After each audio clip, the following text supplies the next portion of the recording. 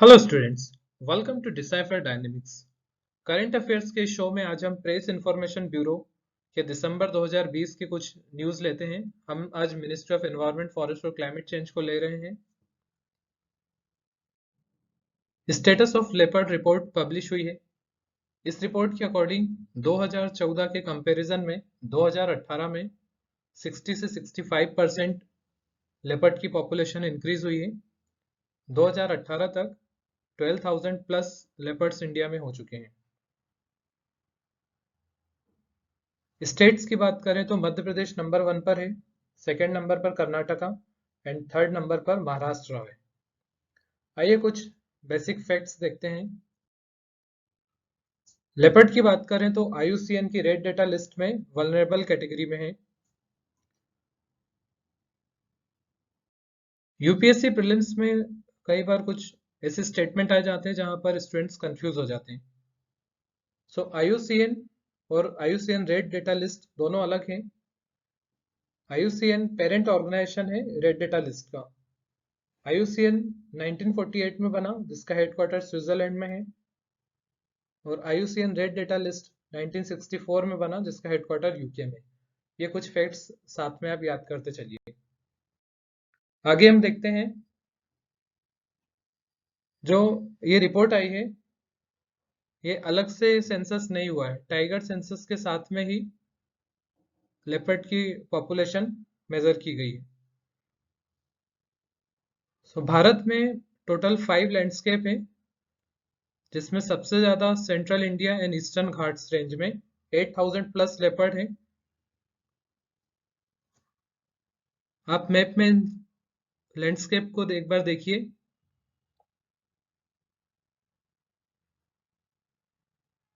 Okay,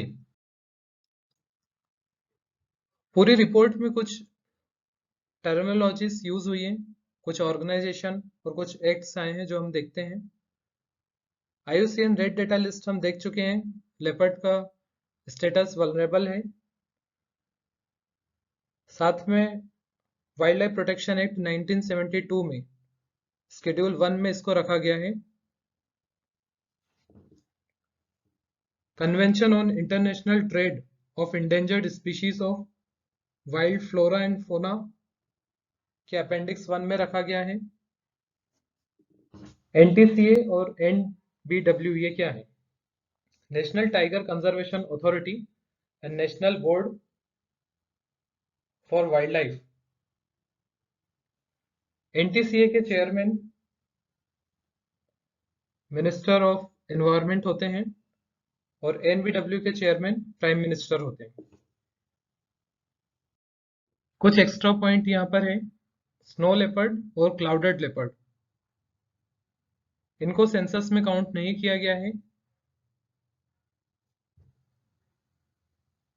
इन दोनों का status IUCN की रेड डेटा लिस्ट में वल्नरेबल है। नाउ नेक्स्ट न्यूज हम देखते हैं। लद्दाख का सोकर वेटलैंड कॉम्प्लेक्स दिसंबर 2020 में इसको वेटलैंड ऑफ इंटरनेशनल इंपॉर्टेंस और रामसर साइट का टैग मिला है। लद्दाख के किस लोकेशन पर है? चांगटांग रीजन ऑफ लद्दाख। इस कॉम्प्लेक्स में 2 लेक है। एक है फ्रेश वाटर, जिसका नाम है स्टार सपूक, और सेकेंड है हाइपरसलाइन सोकर।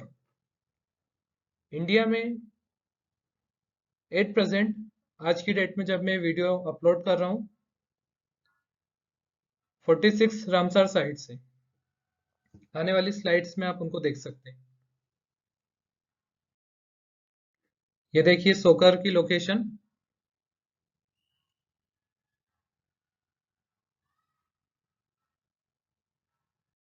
कुछ एक्स्ट्रा पॉइंट देख लेते हैं। सोकर का मीनिंग होता है व्हाइट सॉल्ट, जो एक हाइपरसलाइन लेक है। इसमें सेलेनिटी 35 ग्राम पर लीटर से ज्यादा होती है, जो कि ओशनिक सेलेनिटी से भी ज्यादा है।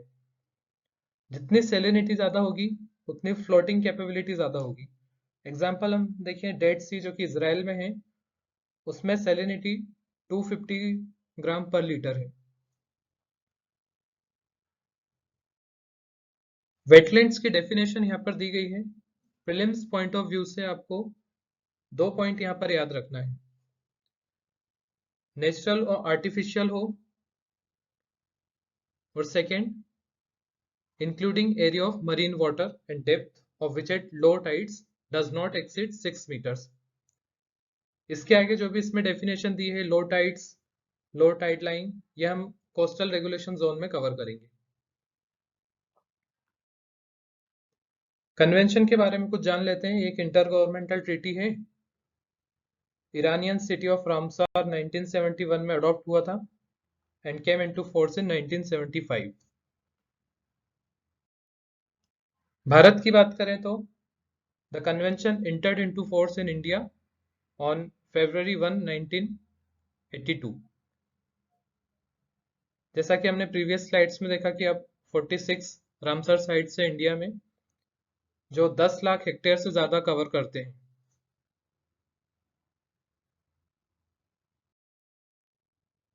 इस स्लाइड्स में आपको 46 रामसर साइट की लिस्ट दी गई है, आप इसको गूगल कर सकते हैं।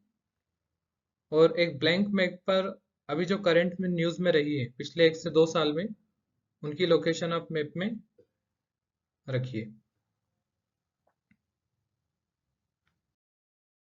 कुछ एक्स्ट्रा पॉइंट्स जो इस पीआईबी आर्टिकल में दिया हुआ था वो है इम्पोर्टेंट बर्ड एरिया, क्योंकि सोकर लेक कॉम्प्लेक्स एक इम्पोर्टेंट बर्ड एरिया भी है। ओवरऑल वर्ल्ड में 13,000 से ज्यादा इम्पोर्टेंट बर्ड एरिया है। बर्ड लाइफ इंटरनेशनल जो 1922 में बना था, ये रिकॉग्नाइज करता है important bird area. Second point दिया हुआ है फ्लाईवेज। नेक्स्ट स्लाइड में हम देखते हैं। Total 8 major migratory birds flyways हैं पूरे वर्ल्ड में, जिसमें से इंडिया से 3 जाते हैं, east Asia, east Africa, central Asia and east Asian Australia, जिसमें सबसे इंपॉर्टेंट है सेंट्रल एशियन फ्लाईवेज। ये आपको न्यूज में दिखता रहेगा।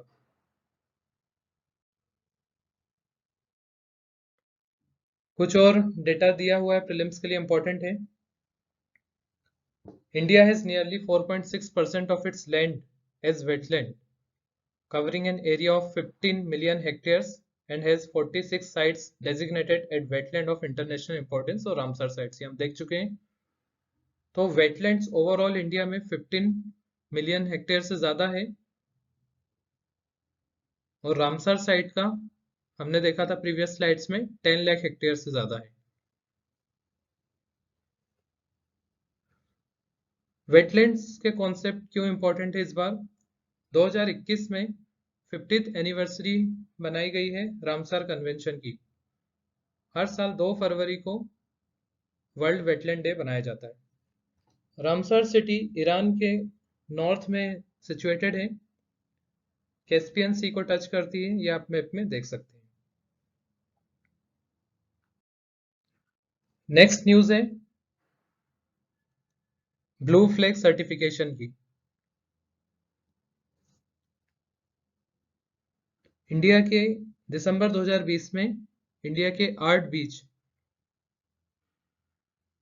जिनको ब्लू फ्लैग सर्टिफिकेशन मिला है। कौन प्रदान करता है इसको? फाउंडेशन फॉर एनवायरमेंटल एजुकेशन जो डेनमार्क में सिचुएटेड है, based on 33 stringent criteria. Prelims के लिए इंपॉर्टेंट है बीच की लोकेशन और कौन से स्टेट में कौन सा बीच है।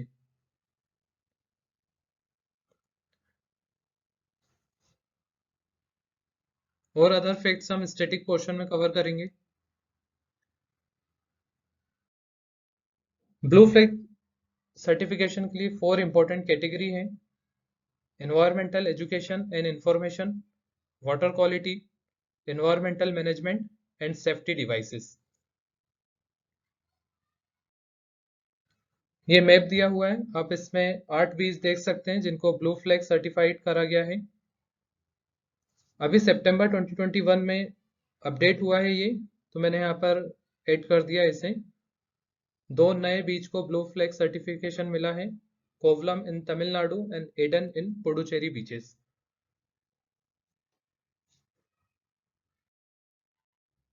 Thank you.